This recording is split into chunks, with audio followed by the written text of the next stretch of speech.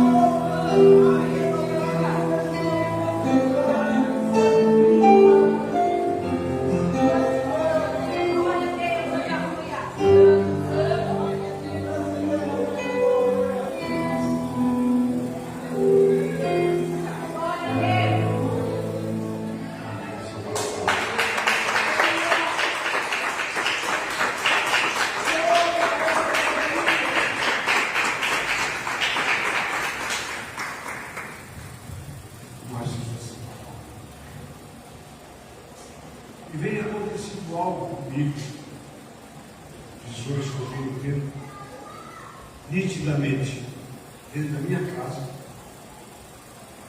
eu venho crescendo de fé, vem acontecendo o sobrenatural de Deus na minha vida. E na maioria das vezes nós temos que fazer um grande propósito com Deus. É isso, um grande propósito. Eu já falei para vocês aqui, eu repito que a onça, Adriano, depois de morta, todo mundo tira o couro. Eu quero ver você ir buscar a onça. Você pegar a onça. Aí é fácil escrever. Eu tive essa visão. Eu sonhei com isso, mas depois que acontece as coisas. Falei, Jesus, para que isso? Para que o povo quer, precisa buscar vanglória própria? Para que isso? A glória toda é de Deus. Tem gente que não fala, eu sou um lixo, eu não sou nada, eu sou pó, eu sou cinza. Se Deus não for na minha vida, eu estou perdido. Não fala isso, pastor. O senhor é um lixo. Nossa, se tivesse aqui no dia que o Elias falou o que Deus falou para ele, você ia horrorizar. Você está pensando que você é? É para esses que eu estou falando, que gosta de marcar. Eu fiz isso, Deus me usou para fazer aquilo. Quem que você está pensando que você é? O que você faz? Já tem pastor, nós temos um secretário que está anotando um livro lá em lista das obras. Não precisa você marcar. Mas depois ficar o que? Mano, eu falei aquele dia, tá vendo aqui, ó? Aconteceu, ó. Estou esfregando na tua cara, Luana, ó.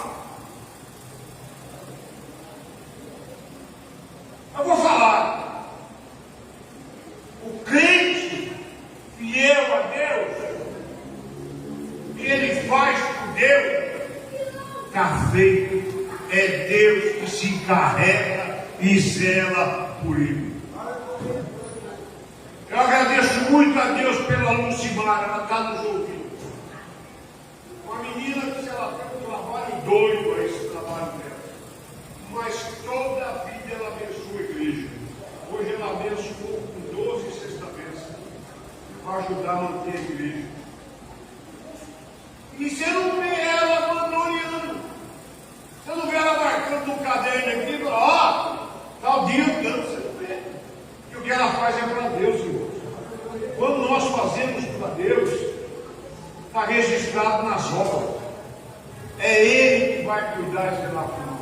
Não pensa para você que está aí, que está achando que está difícil, que você não vai atravessar, que você não vai chegar. Eu vou falar para você aqui. Você vai atravessar, você vai chegar, as promessas vão se cumprir, tenha paciência e espera dele, e ele tudo fará.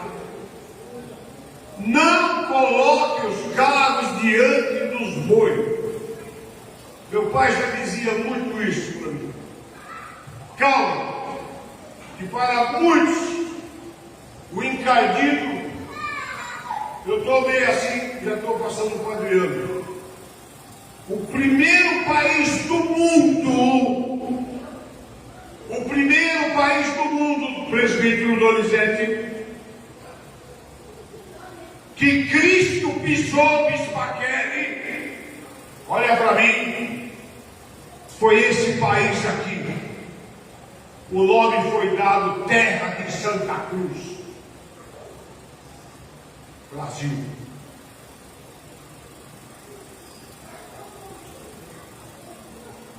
Mas pastor, o senhor está falando, se eu sei, celebraram uma missa, mas falaram de Cristo. Não falaram de um babalaô, ou labrababaô, ou não sei o que lá. O que o encardido quer é acabar com o Evangelho. O que o encardido quer é calar de nós falarmos de Cristo, de nós propagar o amor de Cristo. Eu posso ir preso, pode me matar, mas o amor de Cristo eu não nego e não vou deixar jamais de falar do nome do nosso Senhor e Salvador Jesus Cristo. Se coloque em pé, o irmão Adriano tem liberdade nas palmas, louva a Deus.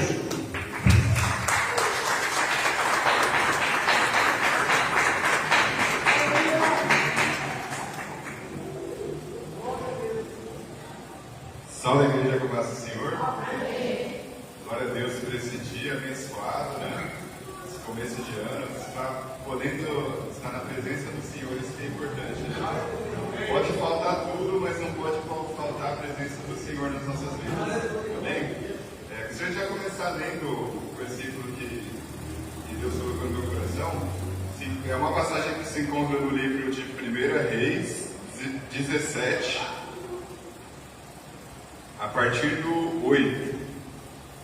1 Reis 17, a partir do 8, a gente vai falar sobre uma passagem bem conhecida na Bíblia. Os irmãos encontraram? Diz o seguinte: e a palavra do Senhor veio até ele, dizendo: levanta-te, vai até Sarepta, a qual pertence a Sidom, e habita ali. E eis que tenho ordenado uma viúva que te sustente. Assim ele se levantou e foi a Sarepta. E quando chegou ao portão da cidade, eis que a viúva estava lá, juntando gravetos. E ele chamou e disse: retira para mim, Pote, um pouco de água e um vaso, para que eu possa beber. Enquanto ela estava indo retirá-lo, ele a chamou e disse: traze-me, Pote, um bocado de pão na tua mão. E ela disse: vive o Senhor teu Deus, nem um pouco de bolo tenho, nem farinha em uma barrica, e nem azeite em um cântaro. E eis que estou juntando 2 gravetos para que eu possa entrar e prepará-lo para mim e para o meu filho, para que possamos comer e depois morrer. Elias disse: não temas, vai e faze como dissestes, porém, disto faz primeiro para mim um pedaço de bolo e traze-me, depois retira para o teu filho. Porque assim diz o Senhor, Deus de Israel: a barrica de farinha não se acabará, tampouco o cântaro de azeite faltará, até o dia em que o Senhor envie chuva sobre a terra. Amém? Amém. Os irmãos podem se assentar? Irmãos, eu estava meditando nessa palavra, e não somente nessa, mas em vários outros versículos, e algo que é muito presente na Bíblia, e a gente estuda em todas as cultos, pregações, é que algo que é uma especialidade do Senhor, que Ele faz muito bem, não que Ele não faça as outras coisas bem, mas algo que Ele gosta de fazer é a multiplicação. Ele pega aquilo que tem um e faz se tornar em 10. Ele pega aquilo que não tem nada e faz aparecer. Isso é muito presente na Bíblia. A gente vê a multiplicação dos pães e peixes, não só uma vez, Ele fez 2. A gente vê a multiplicação do azeite. E aqui nessa passagem a gente se depara com uma situação de uma viúva que só tinha um pouco de farinha e um pouco de azeite. Deus transforma a vida daquela viúva. Mas antes da gente chegar nessa situação aqui, eu gostaria de falar um pouco do cenário antes disso. O que estava acontecendo ali naquela terra. Porque é uma situação que se assemelha como esses dias que nós estamos vivendo aqui. Uma situação de crise, claro, nem se compara com aquele tempo, né? Aquele tempo foi muito pior. Mas hoje a gente se encontra aqui no Brasil, no mundo, numa situação de crise difícil. E às vezes a gente pode até parar para pensar assim: poxa, na minha casa eu não tenho nada, eu só tenho um pouco de recurso, eu não consigo chegar tão longe. Mas a palavra do Senhor diz aqui nessa noite que se você entregar para Deus, Ele é capaz de multiplicar aquilo que você tem. Então não tenha medo de fazer aquilo que Deus coloca no seu coração. Alguns versículos antes conta a passagem aqui que um rei ele assumiu o trono de Israel, e esse rei foi Acabe. E a palavra fala que ele foi o rei que pegou os caminhos que Deus tinha preparado e ele andou no oposto. Deus falou vai para a direita, ele foi para a esquerda. Quando Deus falava vai para a frente, ele ia para trás. E o que acontece? O reinado dele não foi próspero. Mas até nessas situações a gente tem que tirar um aprendizado. Quando a gente ouvir a voz de Deus, não tenta ir por outro caminho. Se Deus está mandando fazer algo, a gente tem que fazer. Se a gente não fizer, a gente vai acabar quebrando a cara. E quando Deus fala conosco, irmãos? Muitas vezes, através da leitura bíblica, a gente olha, lê um versículo, às vezes a gente até entende, poxa, Deus falou comigo, é para mim fazer aquilo. Mas às vezes cai até uma dúvida, né? Será que foi isso mesmo ou será que eu estou entendendo coisa demais? Mas se Deus colocou no seu coração, então é para você ir em frente. Quando Deus fala conosco também, às vezes a gente está ouvindo alguma pregação, algum hino, e acontece muito de tocar no nosso coração alguma coisa, né? Alguma palavra, nossa, olha que hino está falando isso. Ah, não, mas acho que é só a emoção do meu coração, mas não. Às vezes é Deus tocando algo no nosso coração que a gente deve fazer. Outro momento que Deus fala conosco, aqui na igreja, quando o pastor, quando alguma bispa, ou algum outro pastor, alguém que está ministrando a palavra, fala algo e a gente recebe ali, entende que Deus quer que a gente mude, quer que a gente faça algo diferente, mas às vezes a gente deixa entrar por um ouvido, às vezes até entra, não, quando eu chegar em casa eu vou agir diferente, mas a gente desce da escada ali e já está fazendo tudo igual. Então não sejamos como Acabe, não vamos deixar que aquilo que Deus preparou, porque Acabe ele não entrou num lugar ali, num reino novo, onde não tinha leis, onde não tinha nada. Ele entrou num ambiente que tinha tudo preparado, já tinha um Deus, já tinha um caminho, já tinha tudo. Ele só tinha que fazer conforme aquilo que Deus queria. Mas a palavra fala que Acabe ele quis fazer o oposto. E aí o que acontece, irmãos? Além de tudo isso, né, ele ainda casou-se com uma mulher de Sidom, a filha do rei de Sidom, Jezabel, para terminar de corromper tudo, porque Sidom era um lugar ruim. Mas aqui nesse texto que nós lemos, fala que Elias depois ele foi para a casa de uma viúva que morava na onde? Ela morava em Sidom, num lugar ruim. Isso aqui eu já gostaria de tirar algo que a gente pode aprender. Às vezes num lugar que a gente acha que é ruim, tem pessoas boas lá. E às vezes no lugar que era para ter pessoas boas, aqui dentro da igreja, tem pessoas ruins. Às vezes tem uma troca de valores, a gente tem que ficar muito atento com isso. Às vezes a gente olha para um lugar ali e despreza, nossa, aquele lugar ali não presta. Olha, toma cuidado, às vezes tem pessoa que presta ali, às vezes quem não presta é você, às vezes sou eu. Então toma cuidado com os nossos julgamentos, né? E a palavra fala que que Acabe foi tão mal que Deus tinha que brecar aquela situação. Ele estava acabando com os profetas, ele estava distorcendo a lei de Deus. Na verdade, ele quis mudar o Deus de Israel, né? Ele quis tirar o fundamento de Israel, que era firmado no Deus, né? O Deus que nós conhecemos, e colocar esse fundamento em Baal. Ele quis trocar tudo, inclusive a fé do povo, né? Então Deus ele prepara uma situação, ele manda Elias para intervir nisso, e aí Elias ele profetiza uma situação ruim ali para o povo. E não somente para o rei, se a gente pega o que aconteceu, né, Elias ele profetizou que ia parar de chover, ia haver uma seca na terra, ia haver uma situação de fome. E essa situação, olha para você ver, né, era para atingir o rei, mas acaba atingindo toda a nação, inclusive Elias, que a gente vê aqui no texto, que Elias ele teve que ir para a casa de uma viúva para ser sustentada por ela. Olha que situação. A gente aprende em toda a Bíblia que qual que é o dever do povo de Deus? É sustentar as viúvas, os órfãos, né?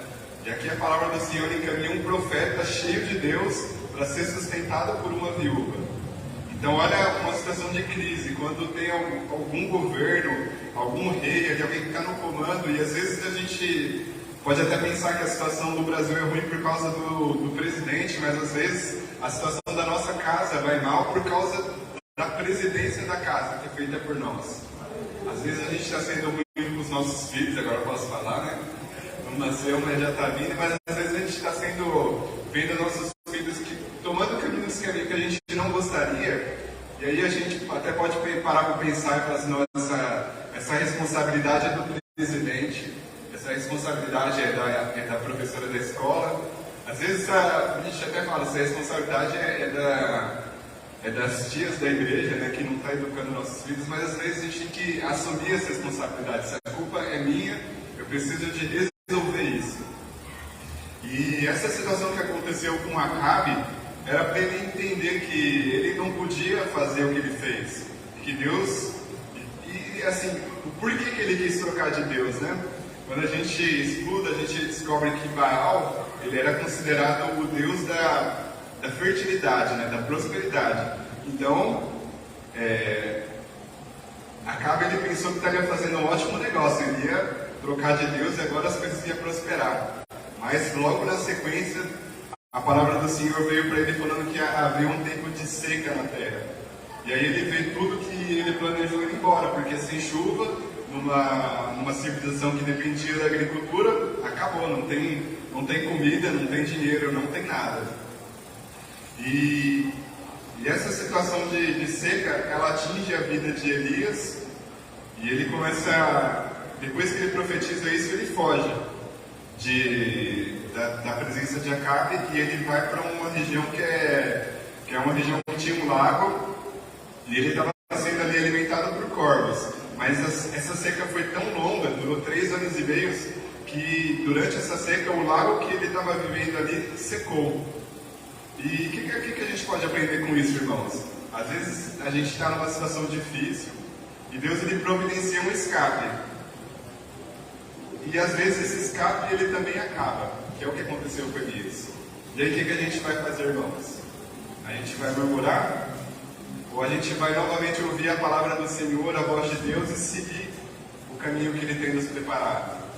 Às vezes a gente não pode murmurar, irmãos. Por mais difícil que seja a situação, Deus está preparando a multiplicação para as nossas vidas. E então, prosseguindo, irmãos, chega nessa situação que Elias, ele novamente vai para um lugar novo. Ele vai ser alimentado pela viúva.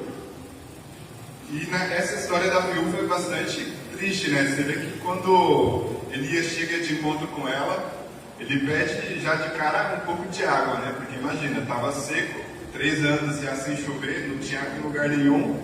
E aquela viúva, ela providencia água para ele. E não, como se não bastasse isso, né? Ele já deu água, Elias, ele pede comida para a viúva. E aí a viúva conta uma situação bem triste. Ela fala que só tem um pouquinho de farinha e um pouquinho de azeite. E ela ia fazer uma última refeição, né?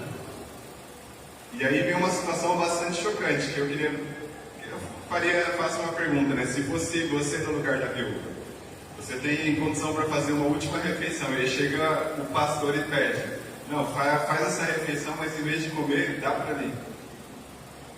O que a gente ia fazer? Eu falo por mim mesmo, se fosse para mim, eu falava, pastor, essa é a última, né? Não tem jeito.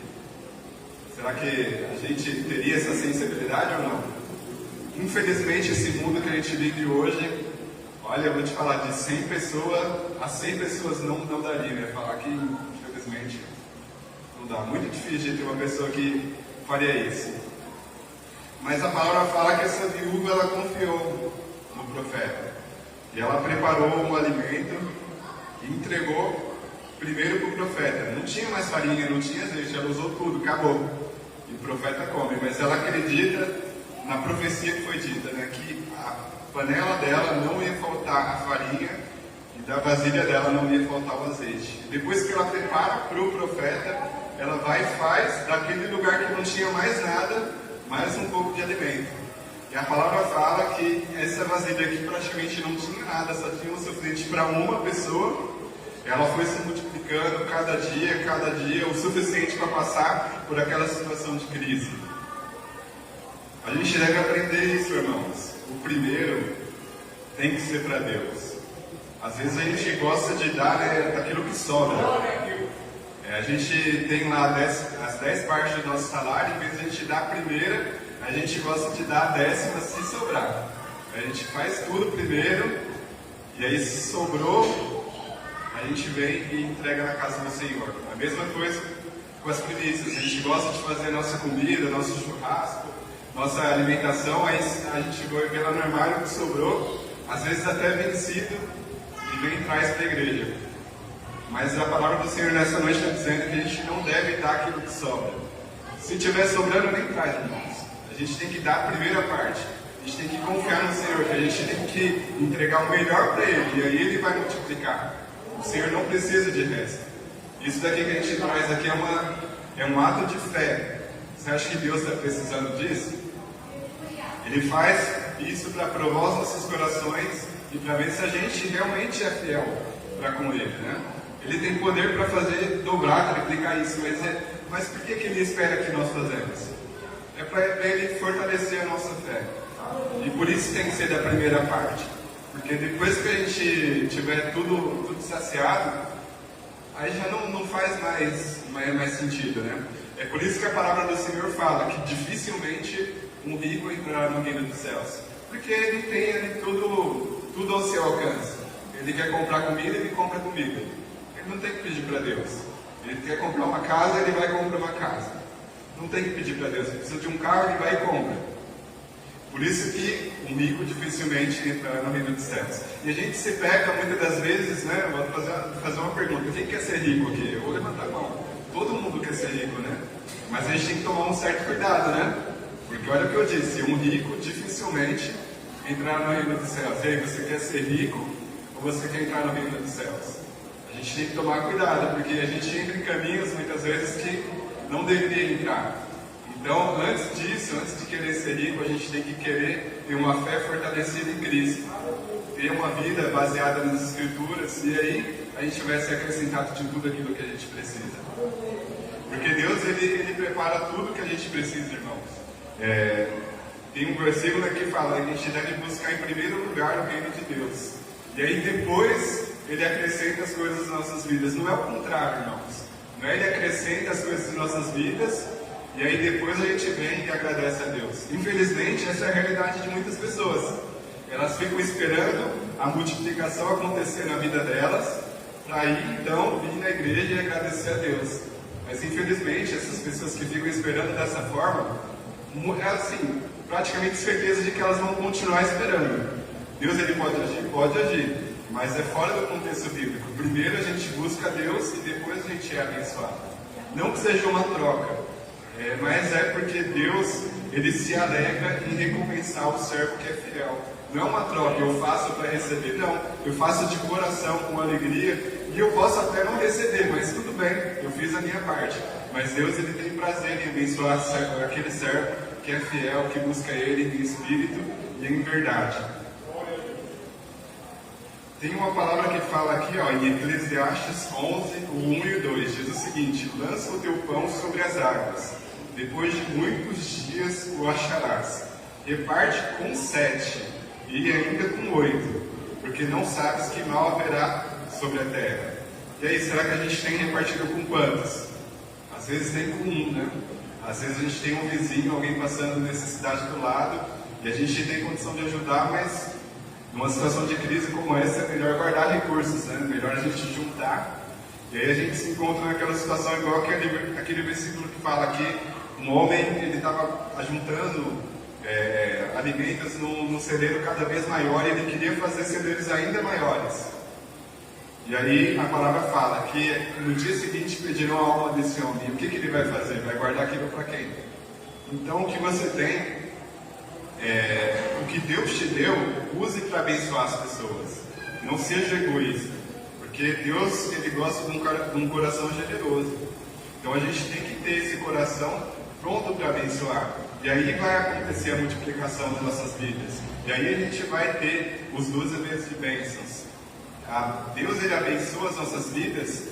Tudo tem um propósito, tudo Deus faz com um propósito. Se ele está te abençoando, se a sua mesa está farta, se tem prosperidade na sua vida, é para você abençoar aquele que não tem.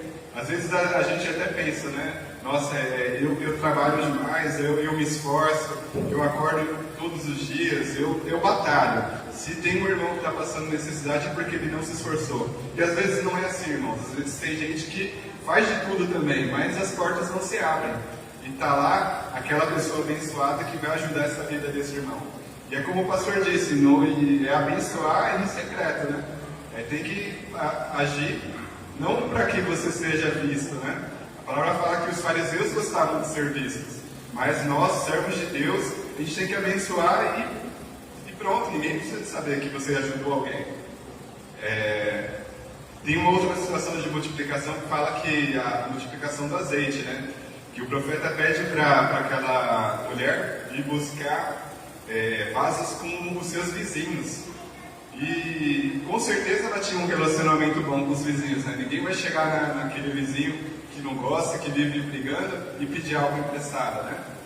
Não vai. Então a gente tem que ter esses relacionamentos com nossos vizinhos, com nossos amigos. A gente tem que abençoar, porque a gente não sabe como vai ser o dia de amanhã. Eu não estou profetizando praga na vida de ninguém, mas às vezes amanhã a gente pode estar numa situação de precisar de ajuda.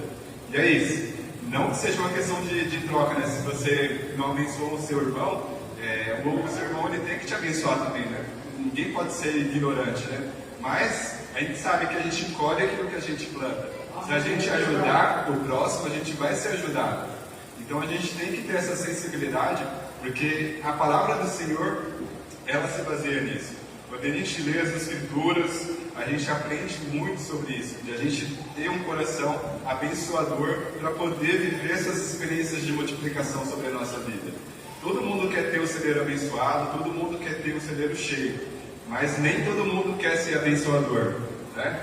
Às vezes a gente quer ser acumulador, juntar tudo para nós, mas não é isso que Deus tem para a gente, né? Essa situação aqui, irmãos, dessa viúva, às vezes a gente pode até pensar que era o fim, né? Ela tinha ali estava faltando alimento, e aí chegou o profeta e trouxe a provisão para a casa dela. Ela estava numa situação de tribulação e o profeta chegou, trouxe a palavra de Deus e tudo foi resolvido, né?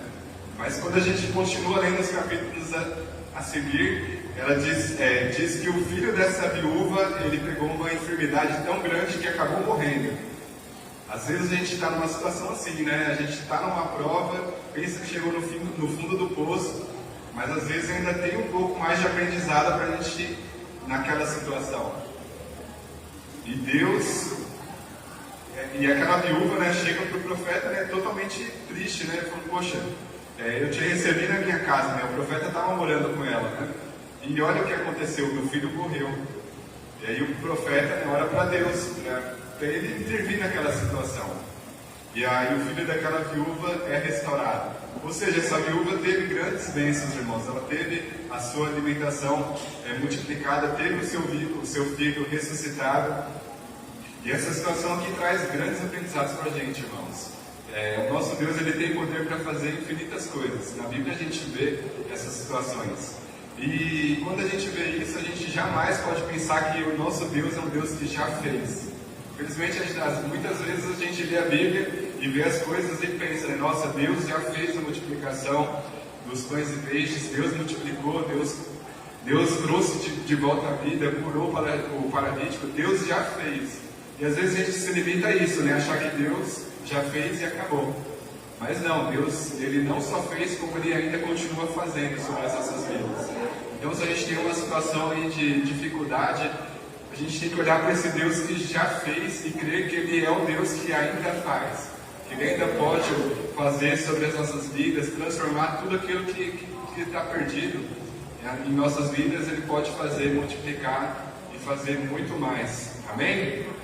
Irmãos, esse é os versículos que Deus colocou no meu coração. Espero que a gente tenha aprendido, né, grandes coisas. Eu aprendi enquanto preparava essa palavra.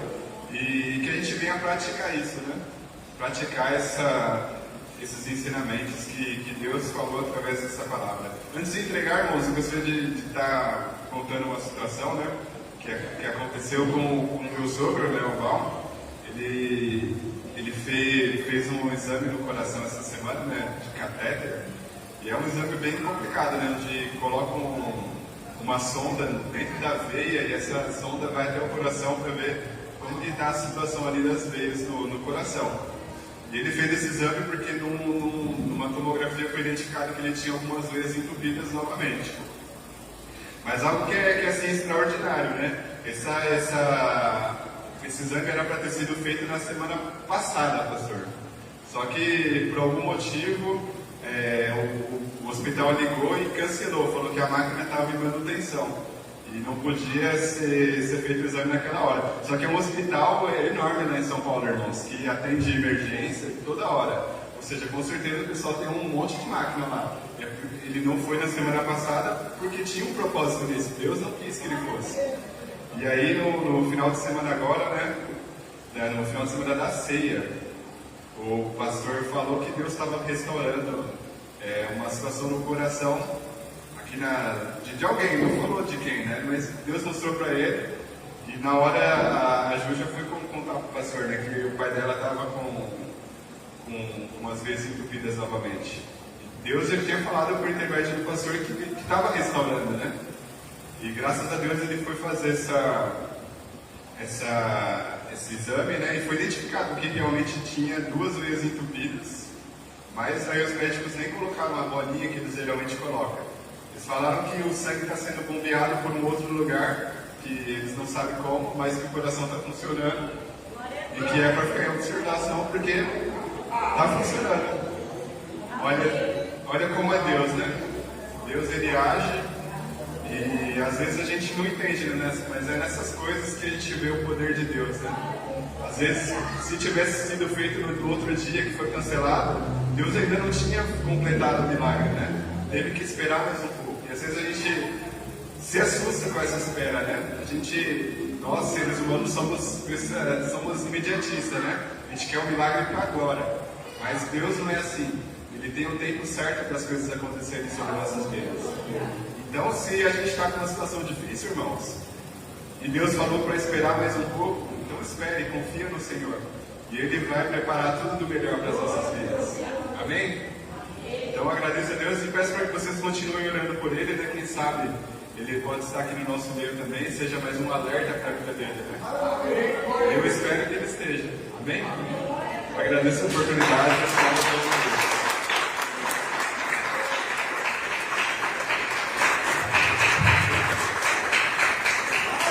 Amém. Glória a Deus.